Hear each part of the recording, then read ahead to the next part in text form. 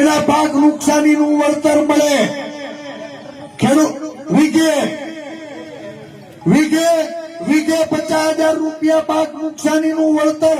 આ માગણી વ્યાજબી છે કે નહીં? વ્યાજબી છે કે નહીં? ભાઈ આયા ખેડૂતનો દીકરો વીઘે 17,235 રૂપિયા તો મજૂરીમાં વેડફી ચૂક્યો છે. 20 મણની રાશનો માલ કોટા કાઢી ગયો છે, પાથરા તણાઈ ગયા છે. અને અમુક ભડના દીકરા નવા બનેલા નેતાઓ કાલ ભાષણ કરતા હતા કે હેક્ટરે 50,000 આપો ને એટલે ઉઘાડા પગે દાદાના દરબારમાં હું મુજરો કરવા જાય. તમે કોઈ સાંભળ્યું કે નહીં? હે કાલે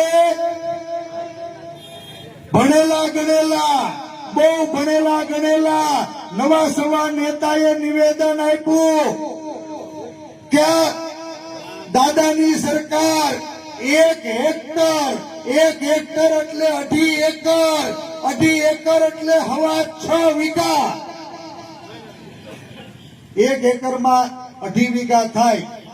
હે 6.5 વીઘા. 6.5 વીઘામાં 1 હેક્ટર થાય. ભડના દીકરાએ કીધું કે 1 હેક્ટર ના 50,000 એટલે 1 વીઘે 8,000 રૂપિયા જો દાદાની સરકાર જાહેરાત કરશે ને તો હું ઉઘાડા પગે દાદાના દરબારમાં મુજરો કરવા જાય. તમારો ડોહો 18,000 રૂપિયા તો ખર્ચો થઈ ગયો છે અને 8,000 રૂપિયામાં આ ગુજરાતના ખેડૂતોને ગીરવે મૂકવાનું પાપ કરનારા લોકોને પણ ઓળખજો. મને લાગે છે કે આપ અને બાપ બે એક માની પેદાશ છે. હે બારોબાર ગોઠવી લીધું. વીઘે 8,000 રૂપિયા દ્યો એટલે અમે ઉઘાડા પગે ગાંધીનગર દાદાના દરબારમાં મુજરા કરવા જાય. મારે હરિયાણા પાદરમાંથી ગુજરાતના ખેડૂતોને પૂછવું છે કે હું આ 8,000 રૂપિયાની ભીખ લેવા માટે તમે અહીંયા બેઠા છો? હે અમે ખેડૂતના દીકરા છીએ. અમારા પડામાં પડું લઈ લઈને બાપ અમારા પડામાં કોઈક હલ્લો કરે અને 5,000 રૂપિયાનું પેદા થાય. અમે 8,000 ની ભીખ લેવા નથી બેઠા, અમે અમારો અધિકાર લેવા બેઠા છીએ. અધિકાર.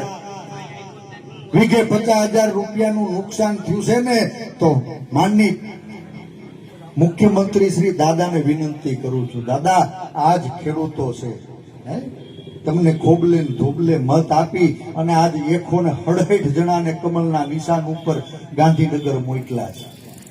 અમે તો હમ ખાવા પૂરતા રહ્યા છીએ, હમ ખાવા પૂરતા. હે આઝાદ ગુજરાતના ઇતિહાસમાં પહેલી વખત વિરોધ પક્ષ નથી થયો. પણ અમારી જનેતા લાજે જો આજ જગતના તાતને જીવવું મુશ્કેલ થયું હોય ને બાપ અમે ઘરે બેઠા રહીને તો અમારી જનેતાની કૂખ લાગે, કૂખ. અને એટલે હું વિનંતી કરું છું તમારા મત જેને આપવા હોય એને આપજો. હે મત માંગવા નથી આવ્યો.